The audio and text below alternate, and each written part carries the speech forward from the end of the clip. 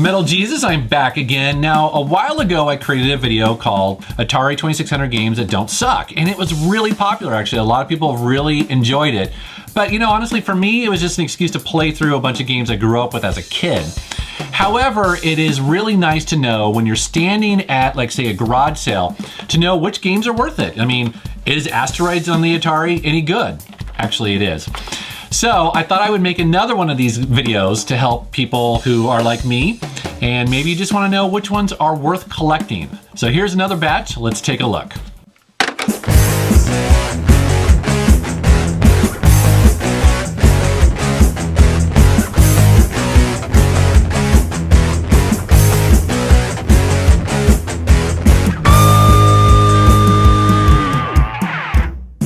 The first game I want to show you is a bit of a hidden gem called Frostbite by Activision. In this game, you play as an Eskimo who is trying to build an igloo before the temperature can get down to 0. Now, the way you do that is a bit of a mix of, let's say, Frogger and Q*bert.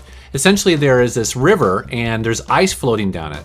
And you control your Eskimo, and every time that he jumps on a piece of ice, it changes color and adds a brick to the igloo up in the upper hand right. Now, don't let the cutesy look of this game fool you. This is actually a pretty tricky puzzle game. And essentially what happens here is that there's all these animals that you can either collect for points, or they will try to push you off into the water and make you freeze to death. Now, if you find yourself getting in a bit of trouble, you can push the button on the joystick and use one of the bricks on your igloo, which sets you back a bit, but it allows you to change the direction of the water. It's very handy if you're going to be shoved off by one of the animals. This game can be pretty challenging, but surprisingly fun to play. I definitely recommend owning it. Next up is a bit of a classic that a lot of people love and played back in the day, and that is called Yars Revenge. Now, this game looks like no other, and believe it or not, it actually has a bit of a backstory. When you buy this game new, it actually comes with a comic book with all of this stuff inside. It's actually pretty interesting how they made up this backstory for this game. All you really need to know is that you control the ship that is flying around on the screen there. That's me.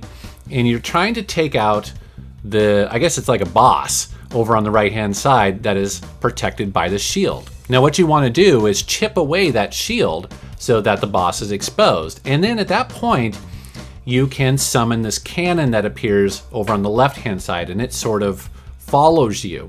And then you fire that cannon, which goes in your direction, so you have to very quickly get out of the way and hope it hits that boss over on the right-hand side.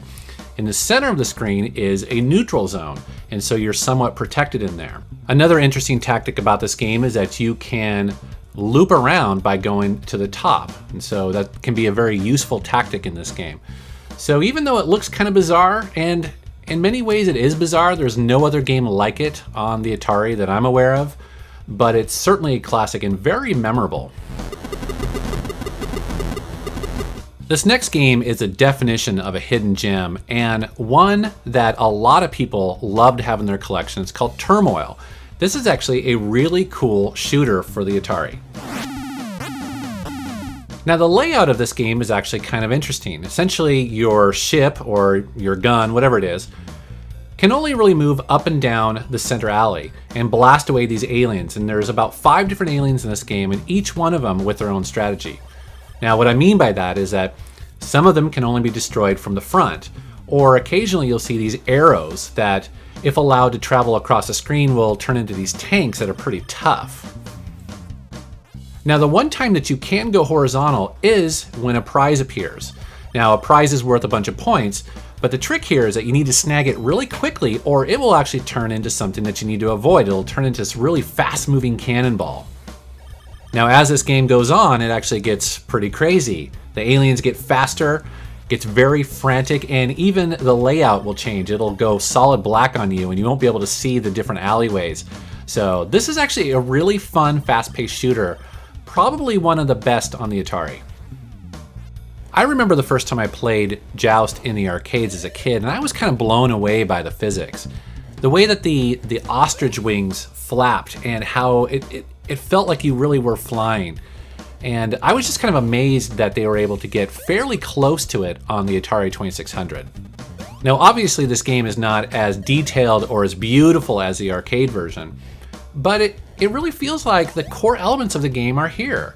I mean, this game feels like Joust, and it's kind of amazing how they were able to program this on this simple home console.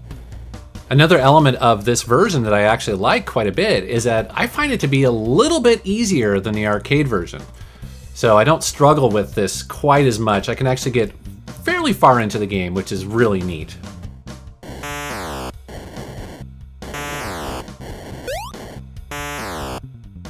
However, there is one part of this game that is incredibly annoying, and that is the sound.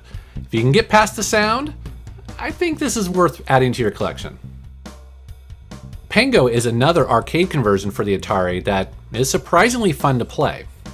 In this game, you play as a penguin, and you have 2 minutes to try to eliminate the snow bees. Now, the way you do that is by pushing blocks of ice into them, so you're constantly sliding blocks of ice into other characters. And it's actually kind of like it's almost like an arcade puzzle game. As rounds progress in this game, some blocks of ice have eggs in them that will hatch new snow bees as it goes along. Also, the game will award you additional points for doing combos. So for instance, if you take out multiple enemies with one piece of ice. Overall, Pengo is a surprisingly fun game, and it can be kind of hard to find out in the wild. So if you run across it at a garage sale, I highly recommend it.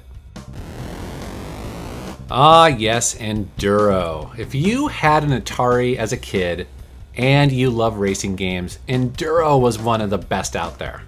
So this game plays pretty similar to Pole Position, but Activision expanded on the gameplay quite a bit.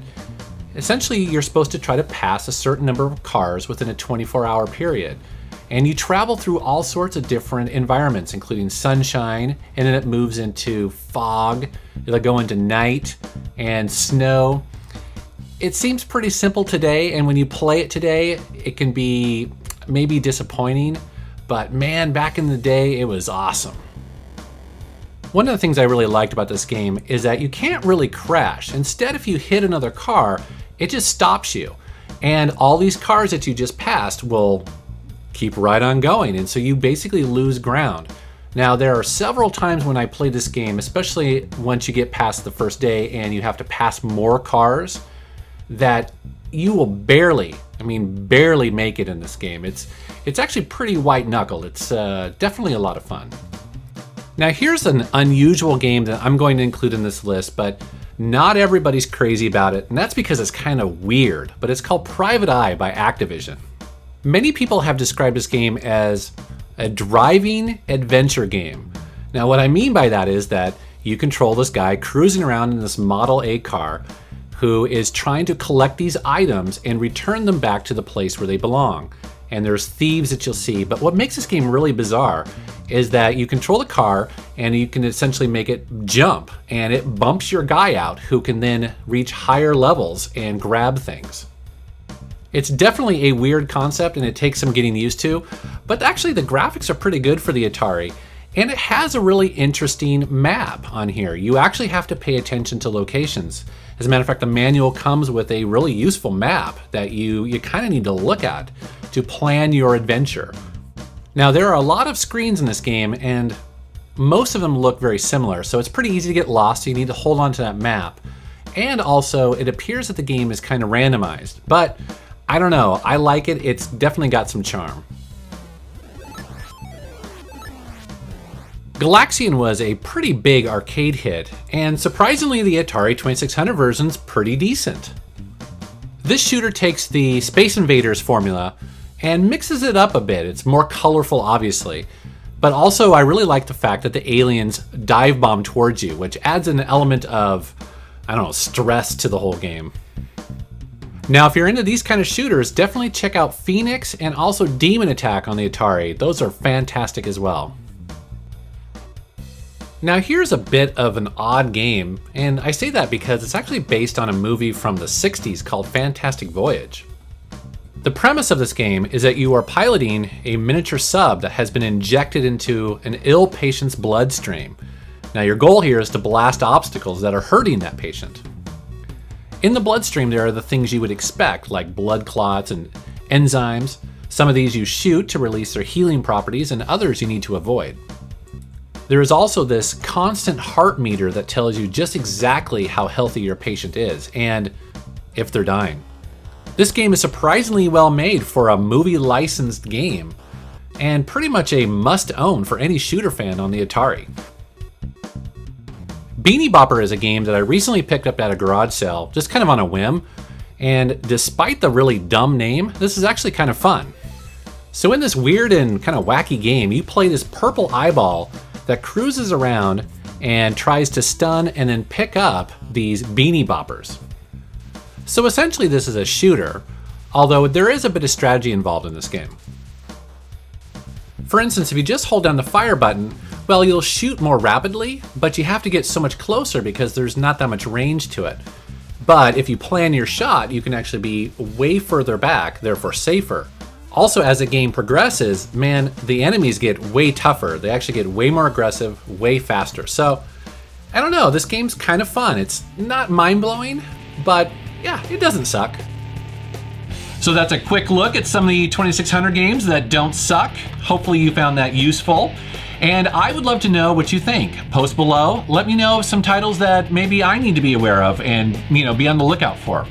As always, I want to thank you for watching my channel and thanks for subscribing. Take care.